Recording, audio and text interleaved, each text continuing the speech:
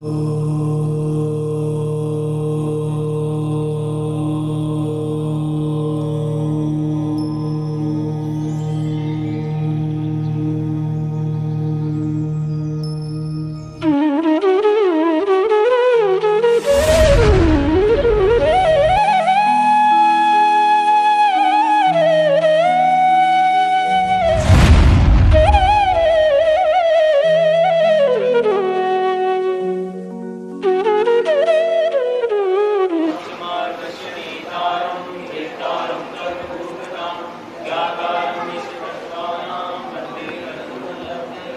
अपन शब्द नय को पढ़ा था।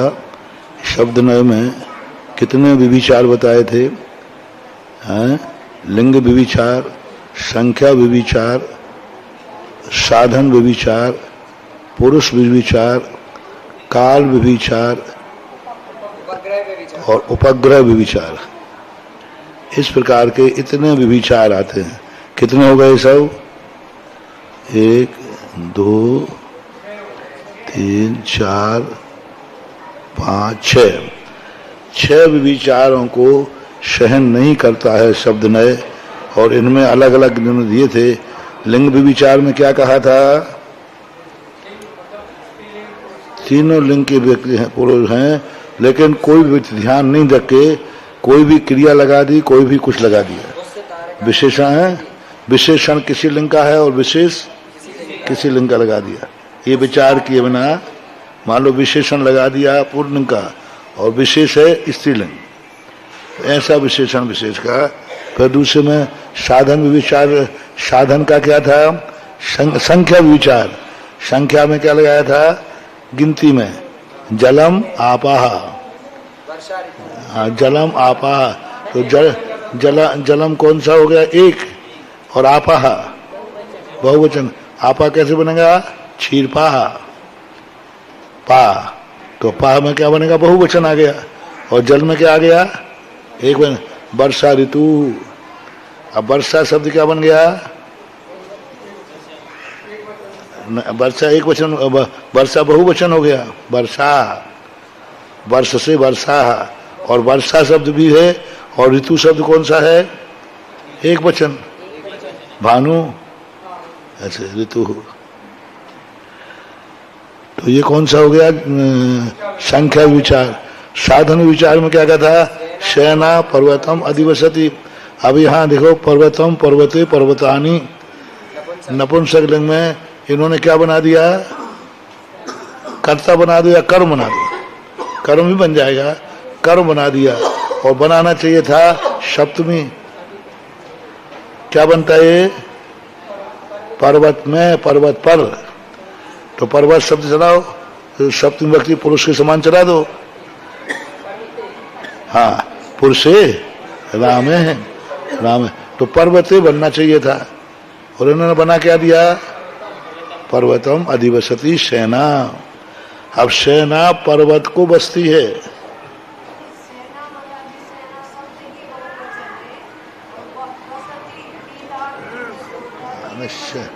नहीं, सेना शब्द बहुवचन नहीं, सेना तो सामान बन जाएगा। सेना एक संज्ञावाचक हो गया। अब अधिवसति शब्द, कहाँ बसती है सेना? पर्वत। सेना बहुवचन नहीं, जैसे वनम है तो वन, तो सेना एक वचन में भी चलेगा। सेना सामान नहीं, सेना सामान संज्ञा है। अब बसने के संबंध में सप्तमी व्यक्ति का प्रयोग होता है। बसते सप्तमी। वहां उन्होंने द्वितीय कर दिया, कर्ता कर दिया। तो अब कर्म यहाँ था ही नहीं। पर्वत पर बसती है, पर्वत को बसती है, कोई सवाल ही नहीं था। लेकिन बोलने में ऐसा आ जाता है। शब्द नहीं कहता है आपकी भाषा को मुझे कोई लेना देना, आप गलत हैं तो गलत है। फिर कौन सा विचार था? साधन विचार। अब क्या था? पुरुष विचार।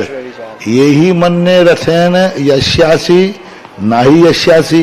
अब देखो यहाँ पर क्या किया इन्होंने? यही मन्ने, तुम ऐसा मानते हो। रथेन अस्यासी, मैं रथ के द्वारा आऊंगा। तो अब अस्यासी ये क्या लगा दिया इन्होंने?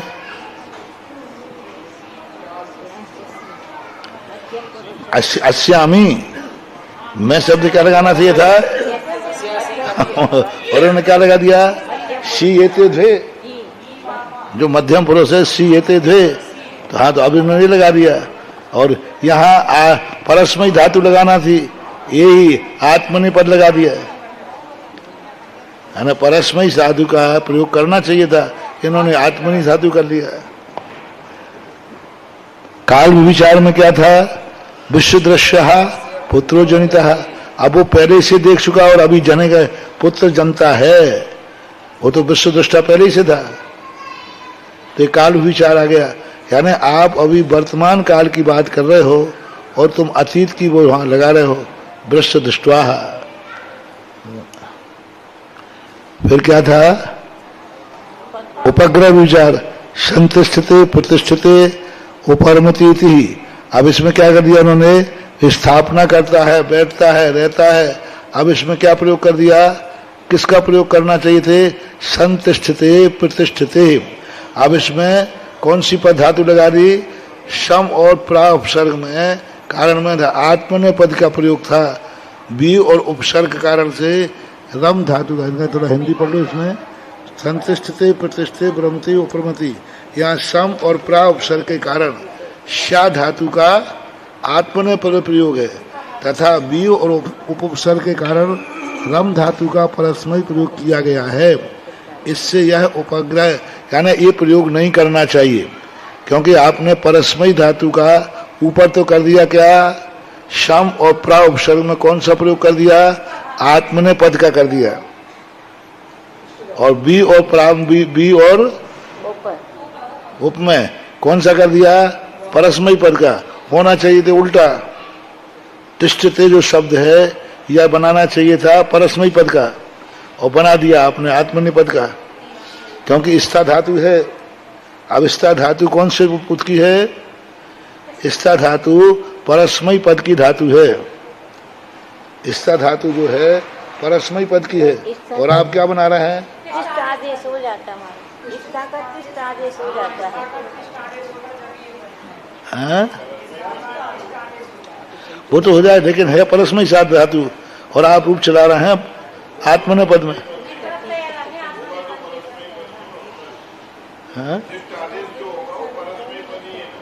हाँ परस्मय पद है, और लगा क्या रहे आप, आत्मने पद की क्रिया लगा रहे, कैसे दोष बना, ये उपग्रह दोष।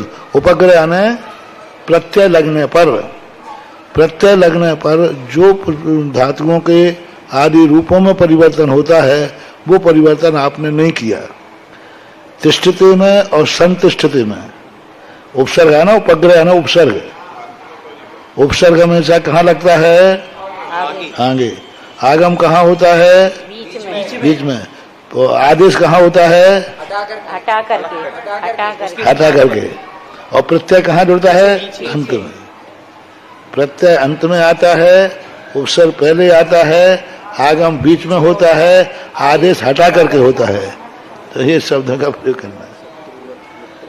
चलो हो गया। अब अपने समविरूढ़ न हो गया था कि नहीं, समविरूढ़ न का सारांश क्या था, अनेक अर्थ वाले शब्दों को एक अर्थ के रूप में प्रसिद्ध करना।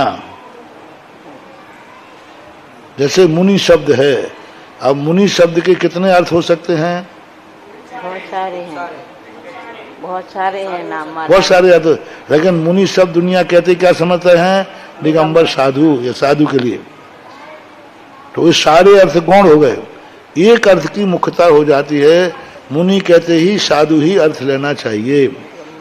अनेक अर्थों को गौण करके एक अर्थ पे ही आरूढ़ रहता है, वहां पर्यायवाची शब्दों की जरूरत नहीं है। ऐसा ये शब्द है। अब आता है अंत में एन आत्मनः, ये पूरा हो गया था ऊपर। एन आत्मनः भूतः तेने बाध्य वशायतीति एवं भूतः।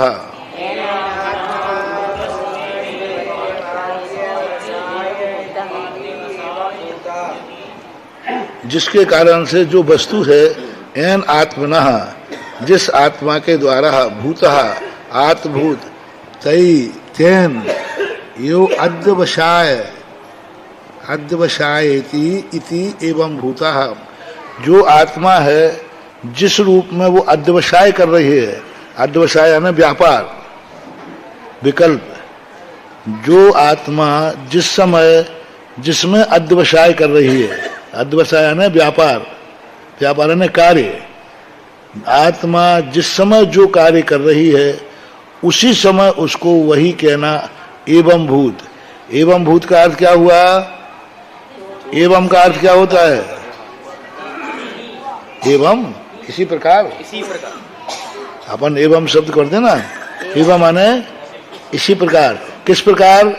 भूत, सत्ता, हाँ भूत, तो जिसमें वो कर रही है उसी प्रकार, जिस प्रकार कर रही है उसी प्रकार उसको कहना। बाकी जमाओ, आत्मा जिस प्रकार का कार्य कर रही है आत्मा को उसी कार्य रूप कहना, अन्य रूप नहीं का समय का। स्वाभिप्रेत क्रिय व्यापार परिणति क्षण है, ये सशब्दो युक्तो नान्यत देती ही।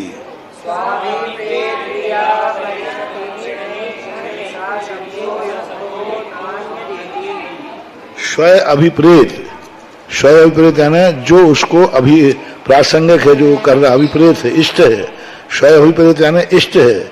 इष्ट क्रिया में परिणत क्षण, जब वह जो करने योग्य था उसी कार्य में जब कर रहा है उसी क्षण ये शब्दों युक्तो, ये शब्द ही युक्त करना, वह वही ही है, न अन्यत इति, वो अन्य रूप नहीं है। यदेव वेदन्ति तदेव देवेंद्रो न अभिषेको न पूजका इति।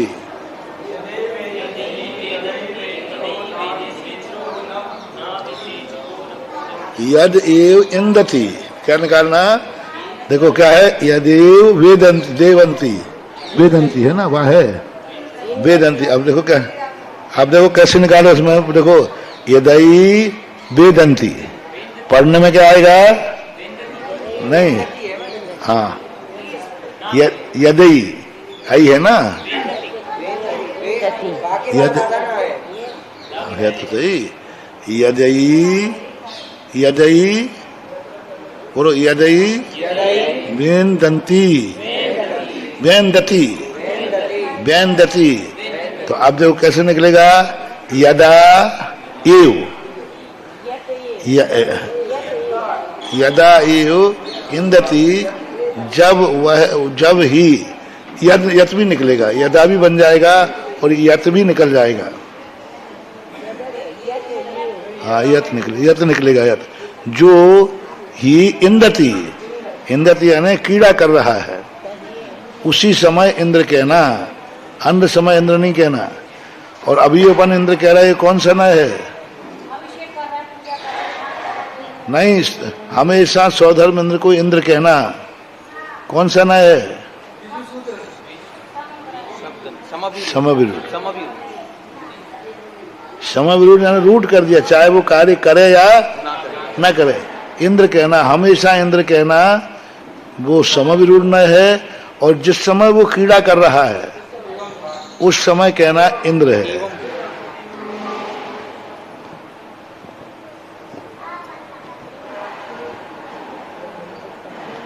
तदेव इंद्रो हो, वह इंद्र, ना अभिषेक कहा, ना वो अभिषेक करने वाला, अभिषेचक है।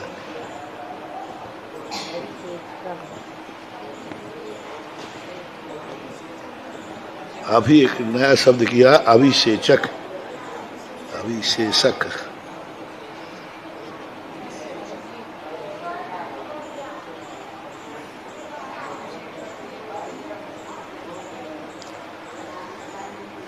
कैसा शब्द? अभिषेचक।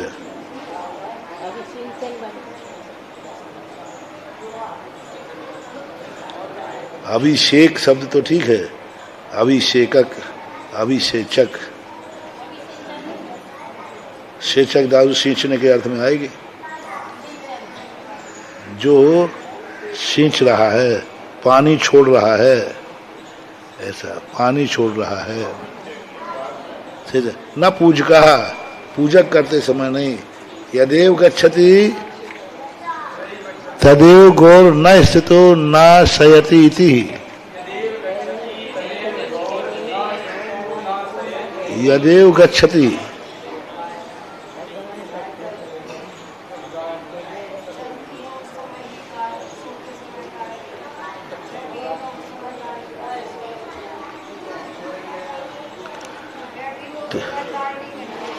नहीं, वो तो ठीक है, शब्द देखो, जो ही गच्छति, जब ही चलती है।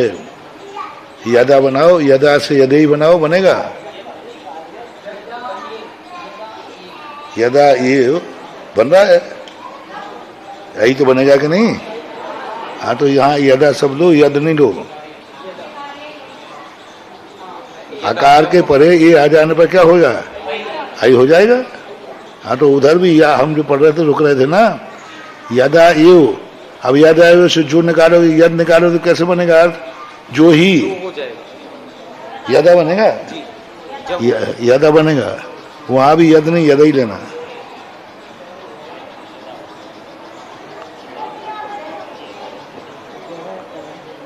तो यहाँ भी यदा लो, वहां भी यदा एव इंदति, ऐसा लफ्ज देना। यदेव देवनंती दे यदा वेन्दति।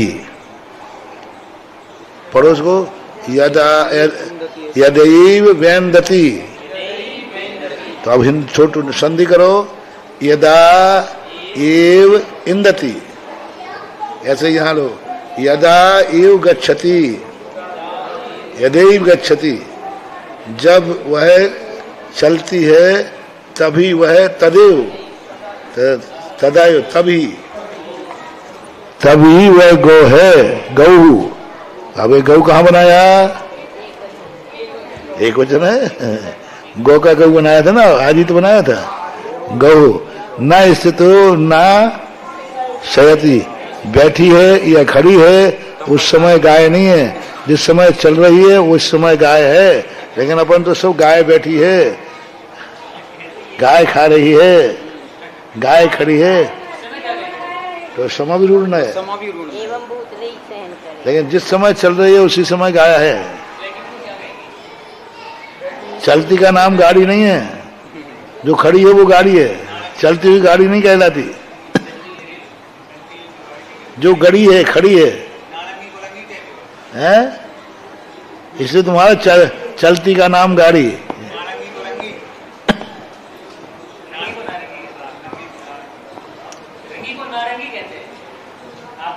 हाँ, तो इसलिए चलती को गाड़ी कहें, रंगी को नारंगी कहें, तत्व मिले तो खोया। चलती को गाड़ी कहें तो दीक कबीरा रोया।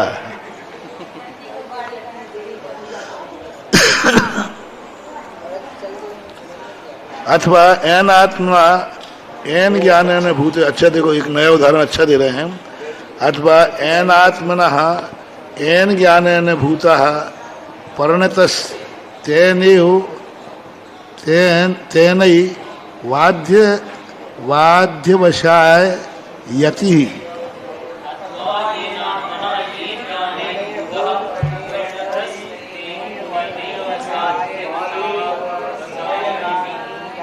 इथेन द्राग्नि, आगे पढ़ो, यथेन द्राग्नि पढ़ो। यथेन द्राग्नि ज्ञान परिणत आत्मयी वेन्द्रोह वेन्द्रोग्नि वेन्द्रोग्निस वेन्द्रोग्निस चेती। हाँ, उच्चारण भी सही करो। एन आत्मना एन ज्ञान भूता परिणतः तेनई, तेनई तक पढ़ना है। हाँ, वाद्य वशाय यति। तो अब तोड़ के क्या पढ़ेंगे? एन आत्मना एन ज्ञान, जो आत्मा जिस ज्ञान के द्वारा भूत है, यानी जिस ज्ञान को प्राप्त है, परिणत है, तेन एव अध्यवसायति, उसको उसी प्रकार का अध्यवसाय करना, यानी विपदेश करना, कथन करना। अब यह यहाँ क्या है? इथेन इथेन द्राग्नि, इथेन द्राग्नि यानी यथा इंद्र अग्नि। अब देखो, अब इथेन को अपन कहाँ ले गए थे? इंद्र के द्रा को अपन उधर क्यों ले गए? क्योंकि अग्नि कहाँ मिल गया ना, इथेन द्राग्नि। तो यथा इंद्र अग्नि ज्ञान परिणत है, जिस प्रकार के इंद्र अग्नि ज्ञान परिणत है, उसी प्रकार से यहाँ लेना चाहिए। आत्मेव इंद्रो हो, आत्मयी वेन्द्रो हो, नहीं बैन द्रोग्निश्चेति,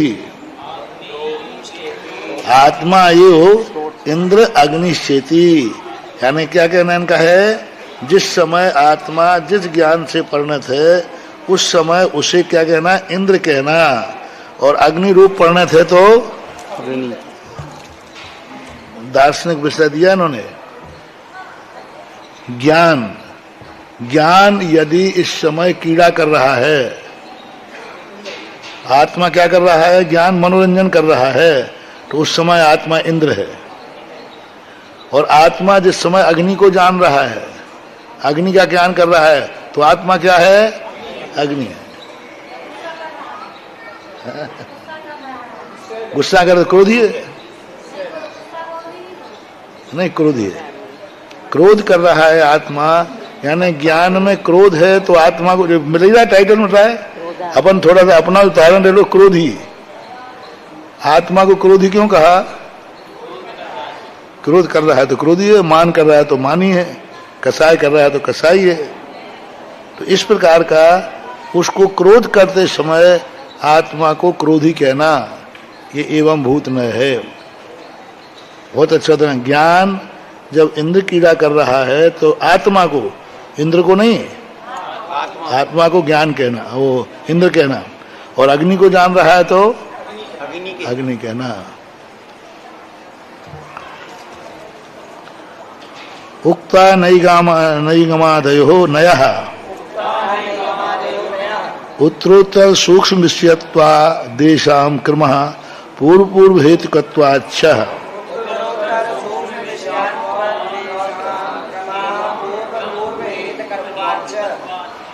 कैसा पढ़ा? पढ़ो फिर, क्या पढ़ा था तुमने? उत्तरोत्तर, रो को उस तरह पढ़ो, उत्तरोण में मत पढ़ो। उत्तरोत्तर सूक्ष्म निश्चयत्वा देशाम क्रमः पूर्व पूर्व हेतुकत्वाच्च। उत्तर उत्तर में क्या हुआ? अब संधि तोड़ दो। उत्तर उत्तर में सूक्ष्म विषयत्वात्, इन सभी नयों के विषय क्या हैं? सूक्ष्म हैं। येषाम क्रमः, इसीलिए इनका क्रम पूर्व पूर्व हेतुकत्वाश्चय। और आगे क्या है? पूर्व पूर्व के ये हेतु है। पूर्व क्या है? पूर्व का क्या है? नैगम नय किसका हेतु है? संग्रह का। नैगम नय की वस्तुओं को नैगम गण से जो संकल्प था, उन संकल्पित वस्तुओं का क्या करना? संग्रह। पहले क्या था?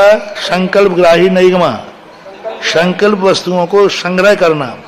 और तो हेतु क्या हो गया? हेतु क्या हुआ? नैगम नय, नैगम हेतु हुआ और संग्रह नय कार्य हुआ। अब संग्रह नय, संग्रह की हुई वस्तुओं को क्या करना? संग्रह नय की वस्तुओं को क्या करना? अलग करना। तो संग्रह नय क्या हुआ? हेतु। यदि संग्रह नहीं होता तो व्यवहार कहां से आता? जब वस्तु इकट्ठी नहीं है तो अलग क्या करोगे? तो इस प्रकार से हेतु मत भाव बनाना है। एवं नयः पूर्व पूर्व बुद्ध महाविषयः उत्तरोत्तर मुकाकूलाल्प विषयः द्रव्यस्यः नंत शक्ते है, नहीं द्रव्यस्य या नंत शक्ते है प्रतिशक्ति विविद्यमानः बहुविकल्पा जायन्ते।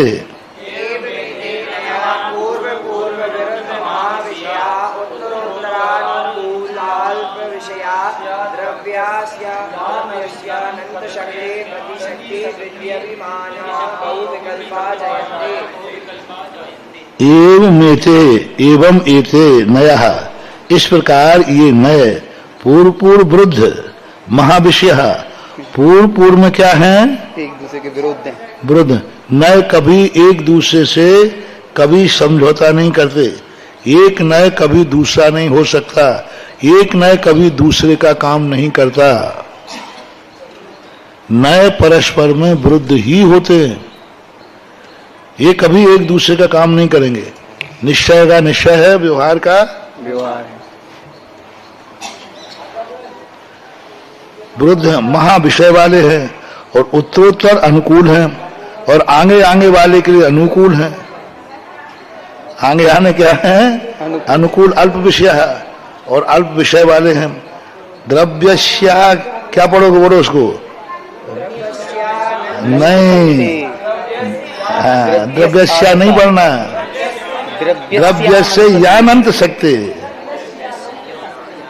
द्रव्यस्य मत पढ़ो नहीं तो गलत हो जाएगा।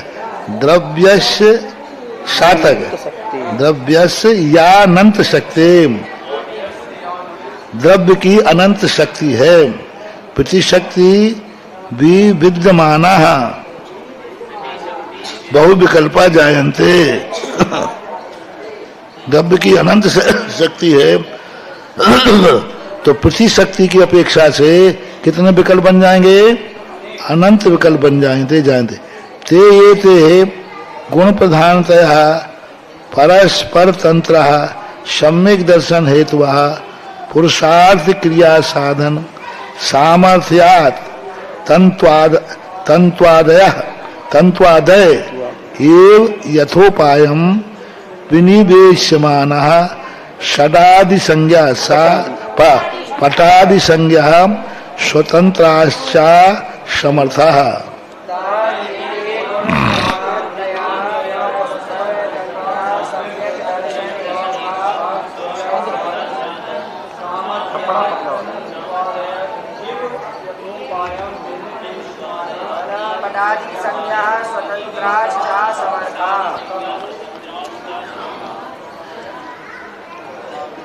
ते ये थे, तो अब देखो उसमें ता में एक की मात्रा शायद छूट गई है। देखो देखो तो सही नहीं है? कौन सा?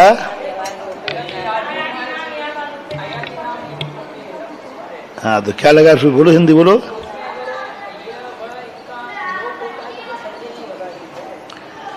फिर संधि तो मूल था क्या? थे। हाँ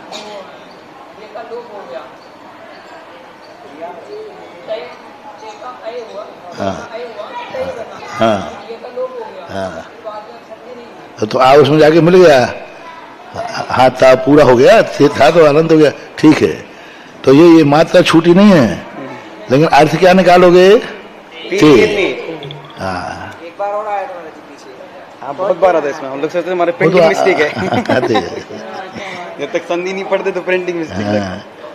ते गुण प्रधानतया, वे जो हैं वे ये गुण प्रधानता के द्वारा परस्पर तंत्र, परस्पर में जुड़े हुए हैं। अब देखो कितनी अच्छी बात कह दी इन्होंने, एकांतवादियों का खंडन कर दिया। तुम एक नए से काम करना चाहो तो नहीं होगा, परस्पर तंत्र चैन के समान जुड़े हैं। यदि एक नए को तोड़ दोगे तो काम नहीं करेगा, सम्यक दर्शन का हेतु नहीं बनेगा। तो नए सम्यक दर्शन का हेतु है या नए सम्यक दर्शन के हेतु हैं? है कि हैं? है नहीं? तो कितनी गुण प्रधानतया परस्पर तंत्र, बहुत अच्छा शब्द दिया है। गुण प्रधानतया, गुण यानी मुख्य, गुण यानी गौण, गुण यानी गुण नहीं लेना। गुण प्रधानता ने अर्पित अनर्पित, प्रासंगिक अप्रासंगिक। तो गुण यानी गौण और प्रधान यानी मुख्य। गुणों प्रधानता की अपेक्षा है, लेकिन परस्पर में जुड़े हुए हैं।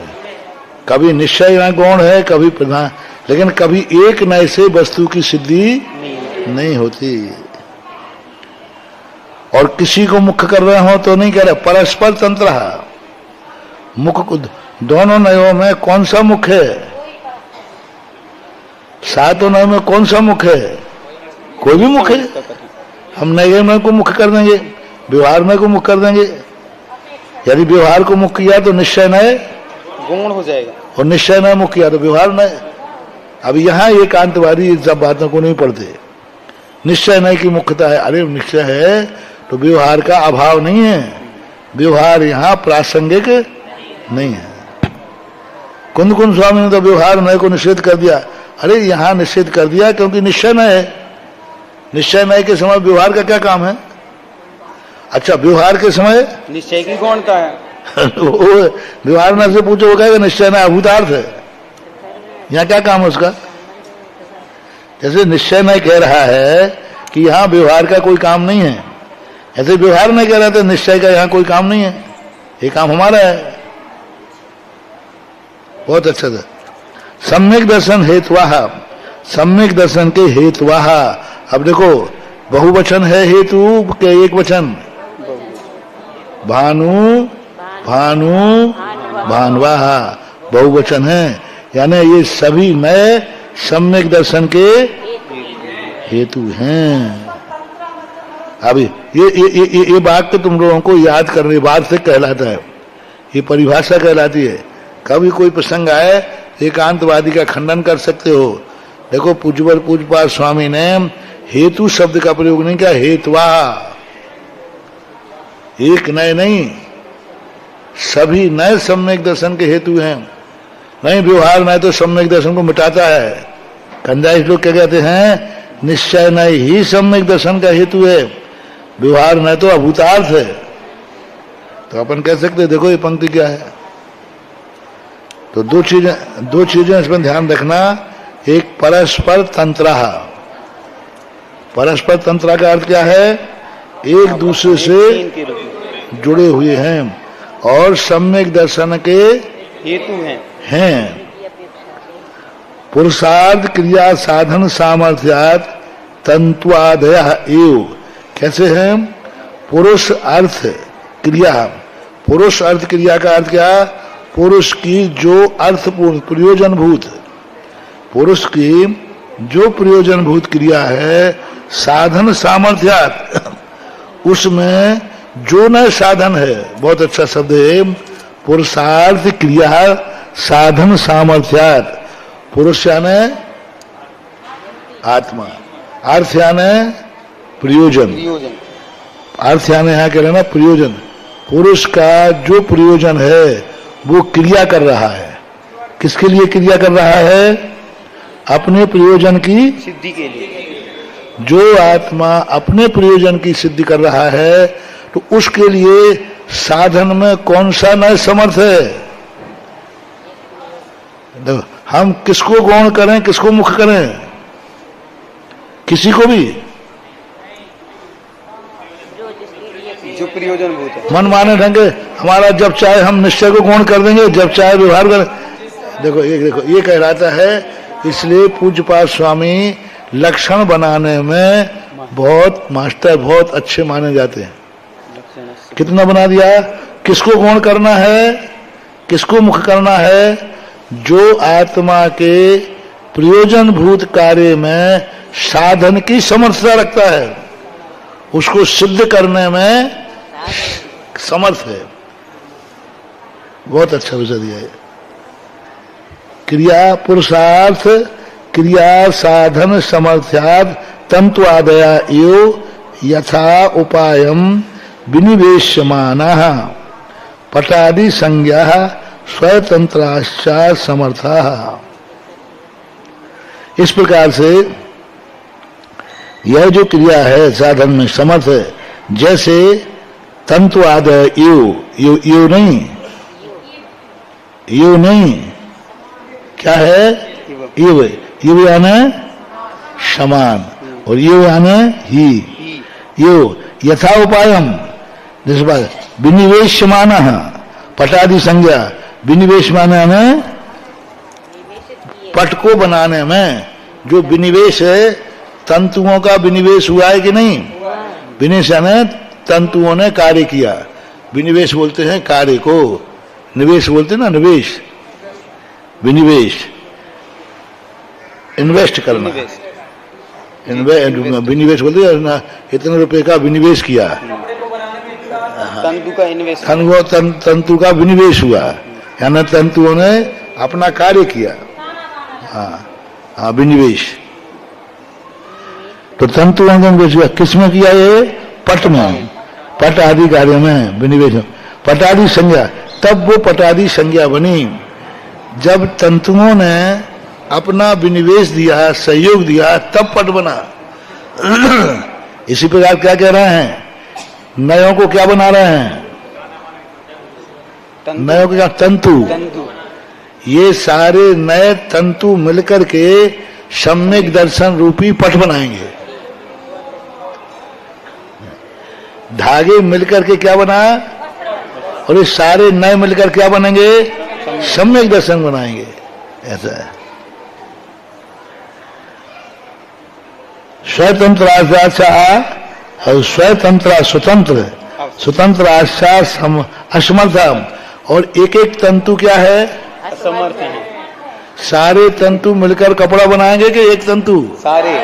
हाँ, क्या एकांतवाद का इससे अच्छा खंडन क्या मिलेगा? एक एक नए मिलकर के सम्यक दर्शन नहीं बना। एक एक धागा यदि रहेगा तो वो कभी कपड़ा नहीं बना सकते। जब सारे धागे एक साथ विनिवेश होंगे तब बनेंगे। अब शंकाकार करता होगा, ये कंजाइस्ट होगा शायद। उस समय भी रहा होगा कोई कंजाइस्ट, कोई चीज नई तो है नहीं, विचार है, उस समय भी कोई रहेगा। देखो कंजाइश क्या शंका करता है? तंतु आदिया ये वेति विषम उपन्यासा। आपने जो तंतु आदि का उदाहरण दिया है समान, ये उदाहरण आपका विषम है, उपन्यासा, यानी यह यहाँ विवक्षित नहीं होता, इसको निक्षिप्त नहीं करना चाहिए। प्रस्तुत उपन्यास यानी न उपन्यास, विषम उपन्यास यानी आपका यहाँ उचित नहीं है उसका प्रस्तुत करना। क्यों?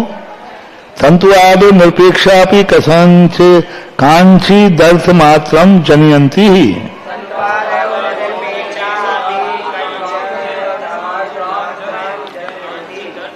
वो कहते हैं कांचित, कांचित में कदाचित, अर्थमात्रम जनयंती, क्योंकि इनसे भी कोई कार्य, तंतुओं का भी कोई कार्य है कि नहीं?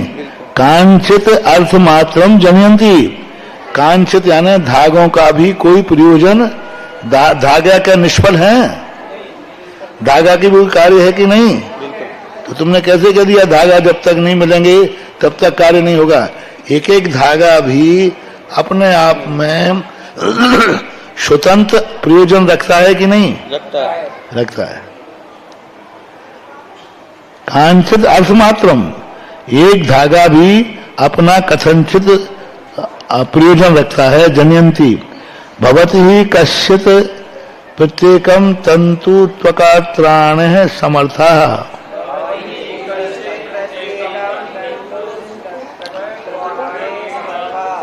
कैसे होता है? कश्चित प्रत्येक तंतु तुच्छत्राण समर्था, एक तंतु भी त्वचा की रक्षा करने में समर्थ है।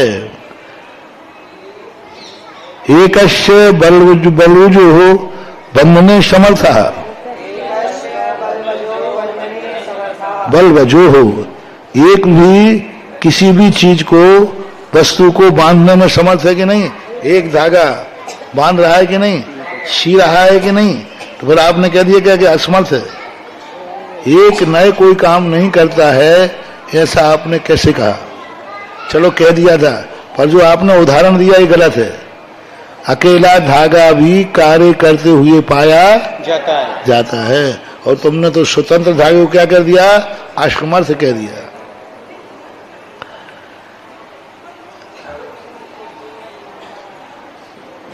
इन्हें पुनर्नया निरपेक्षा संतो न कांचित अपि सम्यक दर्शन मात्रम प्रादुर्भवन्ति इति ही।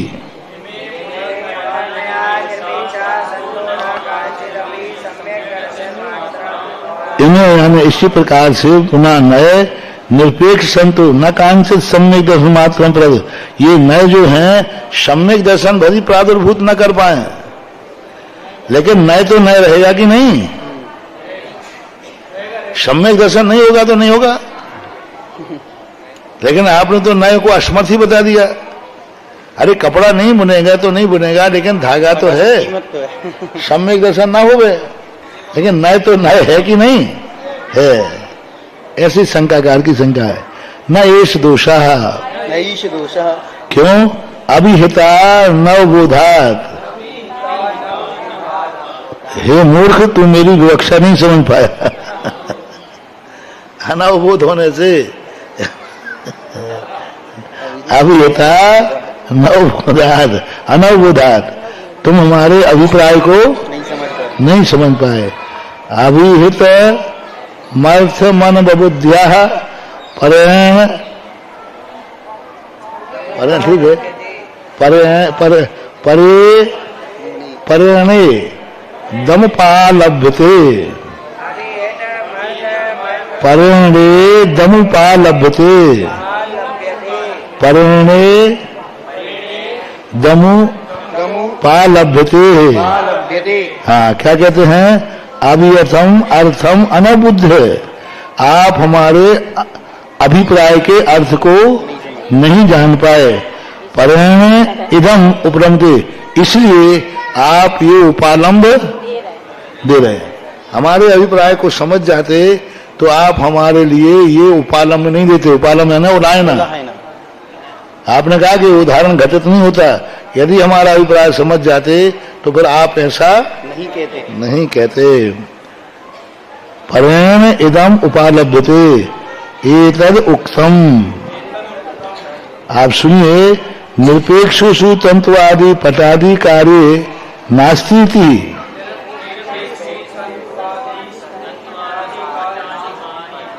यत्तु तेनोपदर्शितम न तत्पटादि कार्यम। अरे भाई, मेरा अभिप्राय ये नहीं था कि तंतु कुछ नहीं कर सकता, लेकिन अकेला तंतु पट नहीं हो सकता।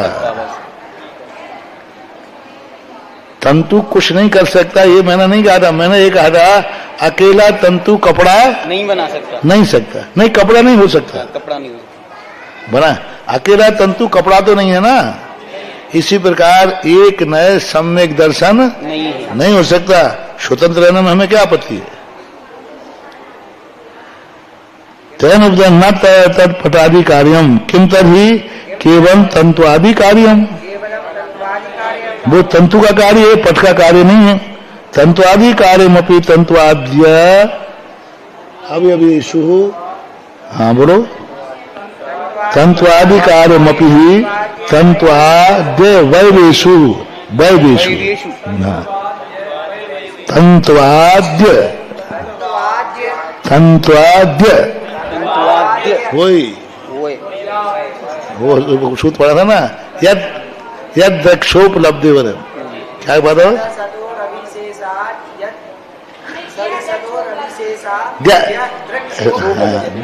द्रक्षोपलब्धि। इसी प्रकार इसको पढ़ो, तंत्वाद्य वैवेशु, तंत्वादि अविवेशु, तंत्वादि अवयवों में निरपेक्षेषु नास्तियो इति ही अस्मत् पक्ष सिद्धिरेव। तंतु आदि निरपेक्षों में यहाँ मेरा कोई मतलब नहीं है। तंतु आदि निरपेक्ष है तो वो तंतु है, लेकिन यहाँ मेरा वो अभिप्राय नहीं था। इसलिए हमने जो उदाहरण दिया है यह गलत नहीं है, सही है। अध तंतु आदिषु पटादि कार्य शक्ति अपेक्षा अस्ति।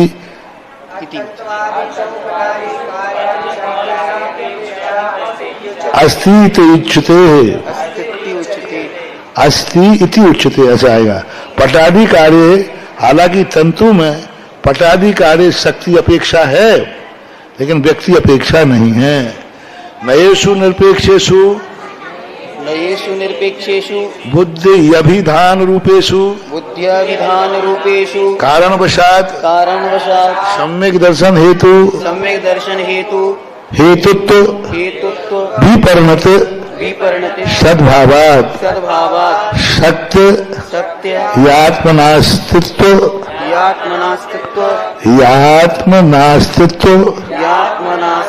मिति साम्य मेपोपन्यासस्य इस प्रकार से जो न्याय जो है नयेषु अपि नयों में भी जो निरपेक्ष हैं बुद्धि अभिधान रूपेषु बुद्धि और अभिधान रूप में कारणवशात सम्यक दर्शन हेतु कारणवशात से सम्यक दर्शन के हेतु हैं विपरिणत सद्भावात और यदि उस रूप परिणत नहीं है तो उनका सद्भाव है ना। यदि वो एक दूसरे की अपेक्षा नहीं रख रहे हैं तो नय तो है, यदि नय नहीं हो तो व्यवहाराभास कहां से आएगा? व्यवहाराभास कब आएगा? कैसे आएगा? नहीं जब उसका विपक्ष होगा। व्यवहाराभास कैसे आएगा? तंतु अकेला है तो व्यवहार तो है लेकिन वो व्यवहाराभास है, क्योंकि वो पट के लिए तो निषेध है, तंतु तो है, न्याय को मानना तो पड़ेगा।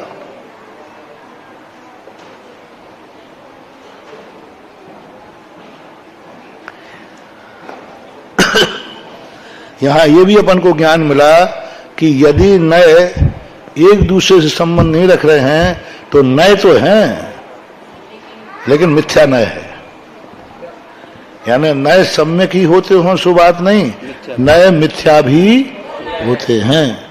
मिथ्या नय क्यों है? वो मोक्ष मार्ग की अपेक्षा अपने आप में कोई नय मिथ्या नहीं है। तंतु तो तंतु है लेकिन तंतु को पट कहना मिथ्या है कि नहीं?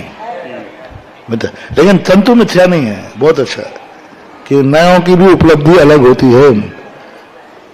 शक्ति आत्मनास्तित्वमिति ही साम्यम एव उपन्यासा, और शक्ति की अपेक्षा देखा जाए तो प्रत्येक नय में सम्यक दर्शन की उपतन की शक्ति है। मिल जाएगा तो शक्ति प्रकट हो जाएगी, नहीं मिलेगा तो शक्ति पड़ी रह जाएगी। इस प्रकार से हमने इसलिए इसको पूरा कर लिया कि आज है कल अष्टमी है ना।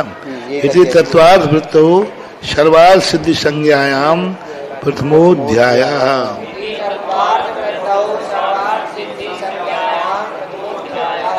इस प्रकार सर्वार्थ सिद्धि का तत्वार्थ वृत्तो सर्वार्थ वृत्ति जिसका नाम सर्वार्थ सिद्धि संज्ञा है, इसका प्रथम अध्याय खत्म हुआ।